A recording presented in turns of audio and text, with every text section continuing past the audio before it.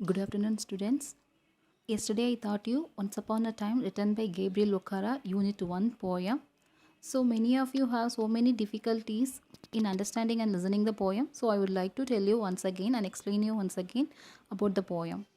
So here, Once Upon a Time, written by Gabriel Okara. So he is a Nigerian poet. So the author is a Nigerian poet. He is the narrator of the poem also. He narrates the poem, and the poem is a narrative monologue. So it is like a prose. It is a narrative monologue. He addressed his son. So he was mourning. He was sad. He says something to his son about the past life. So that is the thing. And the first stanza, once upon a time, son. So he is addressing his son. Once upon a time, son, they used to laugh with their hearts. So in this line they அப்படிங்கிறது வந்து எதை represent பண்ணுறாங்க அப்படின்னா people of the past society. So past பீப்புளெலாம் எப்படி இருந்தாங்க அப்படின்னா they use to laugh with their hearts. ரொம்ப ஹோல் ஹார்ட்டடாக, ரொம்ப லவ்வபுளாக, ரொம்ப அஃபெக்ஷனாக from the bottom of the ஹார்ட்லேருந்து அவங்க ஸ்மைல் பண்ணாங்க, லாஃப் பண்ணாங்க. And laugh with their eyes. அவங்க ஐஸில் கூட அந்த ட்ரூத்ஃபுல்னஸ் வந்து இருந்தது. ஸோ பீப்புளை பார்த்தா ரொம்ப கைண்டாக வந்து அவங்க நடந்துக்கிட்டாங்க, ரொம்ப லவ்வபுளாக அஃபெக்ஷனாக இருந்தாங்க அப்படிங்கிறத வந்து சொல்கிறாரு. But now they laugh only with their teeth.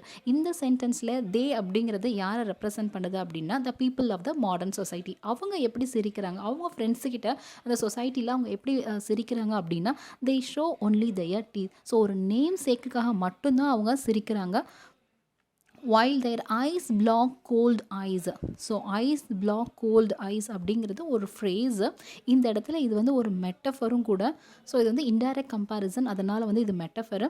அதுவும் இல்லாமல் பிளாக் கோல்டு ஓ அப்படிங்கிற ஒவல் சவுண்ட் வந்து காமனாக ரெண்டு இடத்துல கேட்குறதுனால இது அசனன்ஸ்னுமே இதை எடுத்துக்கலாம். ஸோ ஃபிகர்ஸ் ஆஃப் ஸ்பீச்சுன்னு பார்த்தீங்கன்னா ஐஸ் பிளாக் கோல்டு ஐஸ் அப்படிங்கிறது வந்து மெட்டஃபர்னும் எடுத்துக்கலாம்.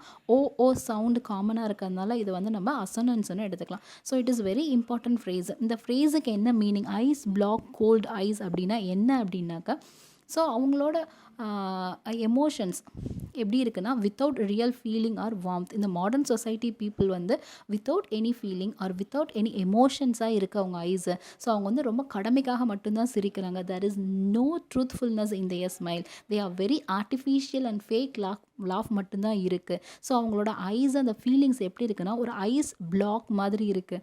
ஸோ எப்படி வந்து அந்த பனிக்கட்டி வந்து எப்படி இருக்குமோ அது மாதிரி தான் இருக்குது. எந்த ஒரு எமோஷன்ஸுமே இல்லாமல், எந்த ஒரு ஃபீலிங்குமே இல்லாமல் இருக்குது அப்படிங்கிற கம்பேரிசன் நீங்கள் சொல்கிறாரு.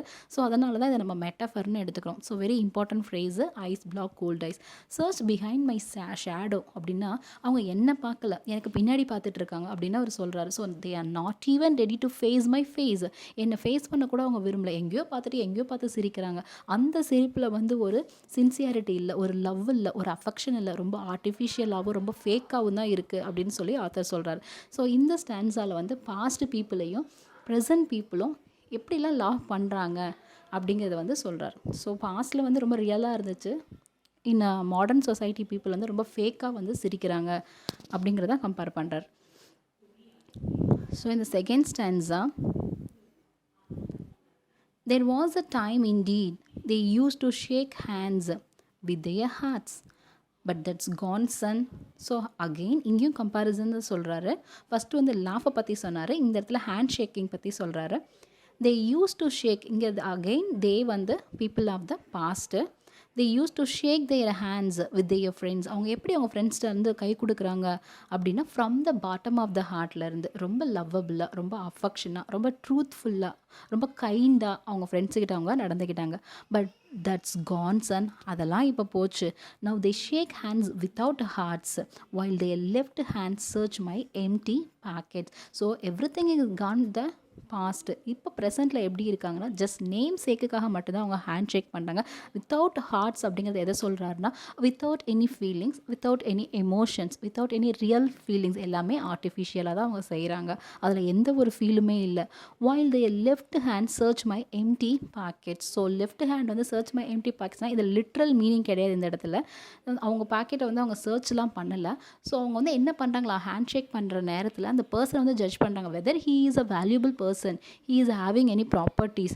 எக்ஸாமின் பண்ணுறாங்களாம், அந்த போயட்டோட ஒர்த்தை வந்து examine பண்ணுறாங்களாம்.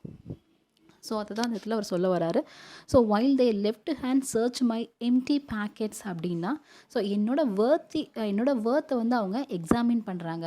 They are not at all interesting in shaking hands really, they are doing it only artificially அப்படிங்கிறத இந்த இடத்துலையும் கம்பேரிசனாக சொல்கிறார். ஸோ ஃபஸ்ட்டு வந்து ஸ்மைலை கம்பேர் பண்ணுறாரு, நெக்ஸ்ட்டு வந்து ஹேண்ட் ஷேக் கம்பேர் பண்ணுறார்.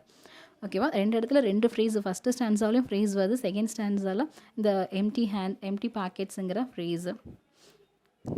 Third stanza, feel at home, come again, they say. And when I come again and feel at home once, twice, there will be no thrice. For then I find doors shut on me. So here, feel at home, come againங்கிறத within கொட்டேஷன்ஸில் கொடுத்துருக்காங்க. இது வந்து ஆக்சுவலாக only இந்த ஸ்டான்ஸால் modern பீப்புளை பற்றி மட்டும்தான் சொல்கிறாரு. இவங்க இப்படி சொல்லுவாங்களாம், மாடர்ன் பீப்புள் வந்து ஃபீல் அட் ஹோம், உங்கள் வீட்டில் இருக்க மாதிரி நினச்சிக்கோங்க, திரும்ப வாங்க அப்படின்னு சொல்லி கெஸ்ட்டை வந்து வெல்கம் பண்ணுறாங்களாம். ஸோ நம்ம அவங்க வீட்டுக்கு போனோம்னா feel at home, come again, திரும்ப வாங்கன்னு சொல்கிறாங்க.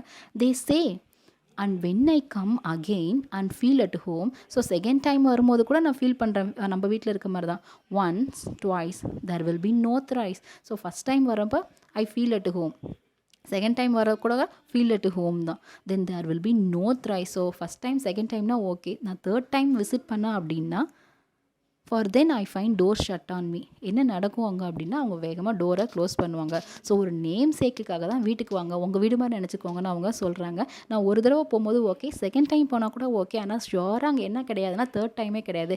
இஃப் ஐ தேர்ட் டைமும் நான் அங்கே போனால் அப்படின்னா அங்கே என்ன நான் ஃபைண்ட் பண்ண முடியும்னா அவங்க டோரை வந்து வேகமாக சாத்துறது மட்டும்தான் என்னால் பார்க்க முடியும்.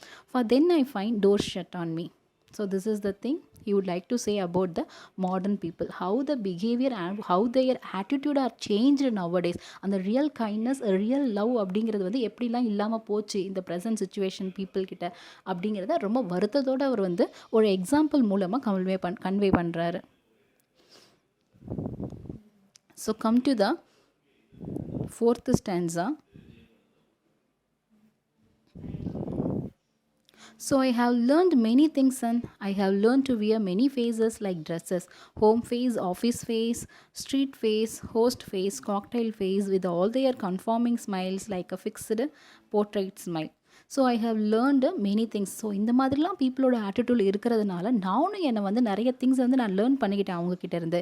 ஐ have learn to wear many faces like dresses. எப்படி நம்ம ட்ரெஸ்ஸஸை மாற்றி போடுவோமோ அதே மாதிரி ஒவ்வொரு சுச்சுவேஷனுக்கு தகுந்த மாதிரி நம்ம ஃபேஸஸை, நம்ம ரியாலிட்டியை வந்து நான் ஹைட் பண்ணி அந்த சுச்சுவேஷனுக்கு தகுந்த மாதிரி வாழ்கிறதுக்கு வந்து நான் பழகிக்கிட்டேன். ஸோ லைக் ட்ரெஸ்ஸஸ் அப்படிங்கிறது வந்து இந்த இடத்துல சிமிலி லைக் வந்திருக்கிறதுனால ஸோ நம்ம ஃபேஸை, நம்ம ஆட்டிடியூடையும் நம்ம இடத்துக்கு தகுந்த மாதிரி மாற்றிக்கிறோம். ஒரு ட்ரெஸ்ஸை சேஞ்ச் பண்ணுற மாதிரி நம்ம ஆட்டிடியூடை வந்து ஒரு பிளேஸுக்கு தகுந்த மாதிரி நம்ம சேஞ்ச் பண்ணிக்கிறோம் அப்படிங்கிறத இங்கே சொல்ல வராரு. அது என்னென்ன டைப் ஆஃப் ஃபேஸஸ் அப்படிங்கிறதையும் சொல்கிறாரு. Home face, office face, street face, host face, cocktail face. So cocktail அப்படின்னா மிக்ஸ்டுன்னு அர்த்தம். ஸோ மிக்ஸ்டு எமோஷ்னலாக இருக்கக்கூடிய ஒரு face with all their conforming smiles like a fixed portrait smile. So conforming smiles அப்படின்னா wearing standard, dishonest, artificial smile on all occasions. So ரொம்ப காமனாக ஒரே ஸ்மைலை எல்லா இடத்துக்கும் யூஸ் பண்ணுறது, அதுதான் கன்ஃபார்மிங் ஸ்மைல். அது எப்படின்னா அந்த கன்ஃபார்மிங் ஸ்மைல் வந்து எப்படி இருக்குன்னா லைக் அ ஃபிக்ஸடு போர்ட்ரைட் ஸ்மைல். ஒரு பிக்சர் எடுக்கும்போது, ஒரு ஃபோட்டோ எடுக்கும்போது எப்படி நம்ம வந்து ஒரு ஆர்டிஃபிஷியலாக சிரிச்சுட்டு ஒரு போஸ் கொடுக்குறோமோ அந்த மாதிரி தான் ஒரு கன்ஃபார்மிங் ஸ்மைலாக தான் இருக்குது. ஸோ இடத்துக்கு இடம் நம்ம ஃபேஸஸ் வந்து ட்ரெஸ்ஸஸ் மாதிரி மாற்றிக்கிட்டே போனாலும் நம்ம பர்மனெண்ட்டாக என்ன பண்ணுறோம் அப்படின்னா ஒரு கன்ஃபார்மிங் ஸ்மைல், ஒரு ஸ்டாண்டர்டான ஒரு ஆர்டிஃபிஷியல் ஸ்மைலை வந்து ஒரு ஃபோட்டோகிராஃபுக்கு போஸ் கொடுக்குற மாதிரி நம்ம வச்சுருக்கோம் அப்படிங்கிறத வந்து அவர் கன்வே பண்ணுறாரு. The next stanza, and I have learned to laugh with only my teeth and shake hands without my heart. I have also learned to say goodbye when I mean good riddance, to say glad to meet you. So இதை மட்டும் நான் தெரிஞ்சுக்கல, நிறைய ஃபேஸஸை wear பண்ணிக்கிறது மட்டும் நான் தெரிஞ்சுக்கல. நான் இன்னும் வேறு என்னெல்லாம் நான் கற்றுக்கிட்டேன் அப்படின்னா love only with my teeth.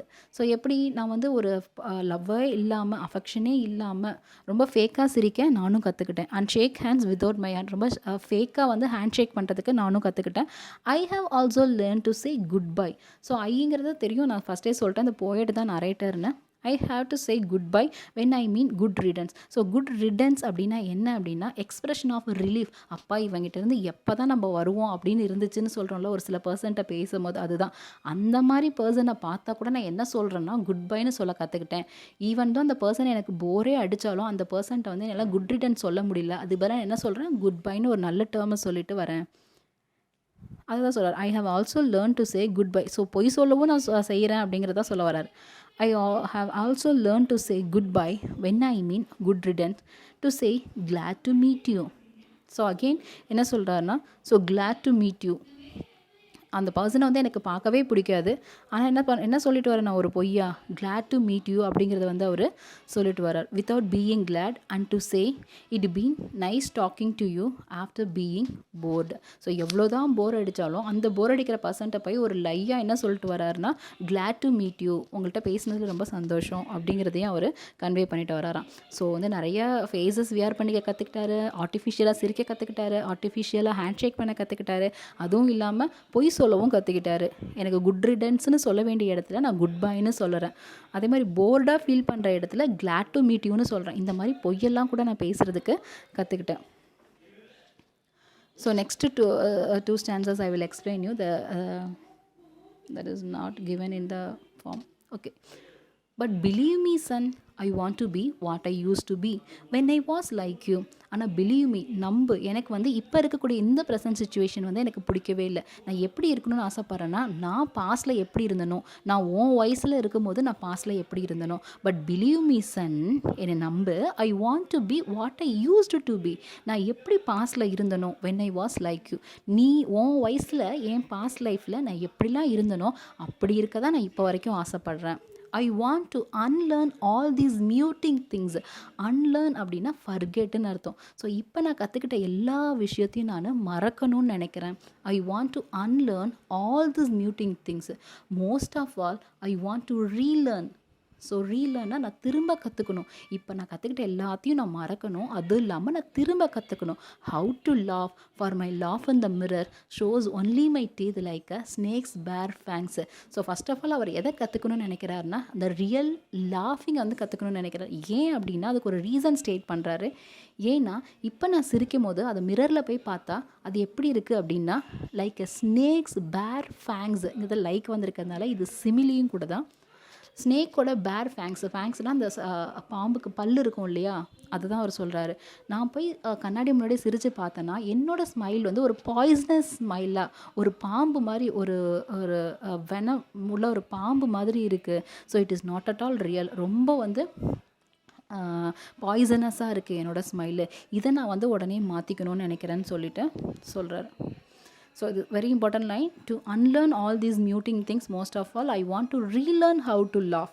இது எல்லாத்தையும் நான் மறக்கணும். ஃபஸ்ட்டு நான் எதை கற்றுக்கணும்னு நினைக்கிறேன் அப்படின்னா என்னோடய லாஃபை, ரொம்ப ரியலான ட்ரூத்ஃபுல்லான லவ்வபுளான லாஃபை வந்து நான் திரும்ப எப்படி லாஃப் பண்ணுறதுங்கிறத கற்றுக்கணும். ஏன்னா கண்ணாடி பார்க்கும்போது எனக்கே என் ஸ்மைல் எப்படி இருக்குன்னா பாய்சனஸ் ஸ்மைலாக இருக்குது அப்படிங்கிறத கன்வே பண்ணுறாரு. So last line, so show me son how to laugh, show me how I use to laugh and smile once upon a time when I was like you. So எனக்கு கற்றுக்கொடு சன்னிட்ட வந்து கேட்குறாரு, எனக்கு கற்றுக் கொடுங்க சன், நான் வந்து எப்படி வந்து உன் வயசில் இருக்கும்போது நான் எப்படி இருந்தனோ, ஒன்ஸ் அப்பான் அ டைம் நான் எப்படி இருந்தனோ அதே மாதிரி நான் சிரிக்கவும் அதே மாதிரி நான் ஸ்மைல் பண்ணவும் எனக்கு கற்றுக் கொடுக்கணும் அப்படிங்கிறதோட முடிக்கிறார். So it is a morning தான் த்ரூ அவுட் த போயம். எதுக்கோ ஒரு விஷயத்துக்காக அவர் ஏங்கி ரொம்ப வருத்தப்பட்டு பேசுகிற ஒரு இது தான். அது என்ன அப்படின்னா பாஸ்ட் அண்ட் ப்ரெசன்ட் லைஃப்பில் அந்த ஹியூமன் ஆட்டிடியூட் டெண்டன்சி வந்து எப்படியெல்லாம் சேஞ்ச் ஆகிருக்கு, பர்சன் டு பர்சன் எப்படி சேஞ்ச் ஆகுது, ஏன் வந்து பீப்புள் இப்போலாம் ரொம்ப ரியலிஸ்டிக்காக இல்லை, ஏன் ரொம்ப ஆர்டிஃபிஷியலாக இருக்கிறாங்க, ஈவன் அவங்க ஸ்மைலே கூட மாற்றிக்க வேண்டிய ஒரு கட்டாயத்தில் ஏன் இருக்கிறாங்க, இந்த மாதிரி ஒரு சொசைட்டியில் என்னோட அந்த ட்ரூத்ஃபுல்னஸையும் நான் ஏன் இழந்தேன் அப்படிங்கிறத பற்றி தான் ரொம்ப மோர்னிங்காக ரொம்ப சேடாக இந்த போயம் வந்து நரேட் பண்ணியிருக்காரு. தட்ஸ் இட் மா. தேங்க்யூ.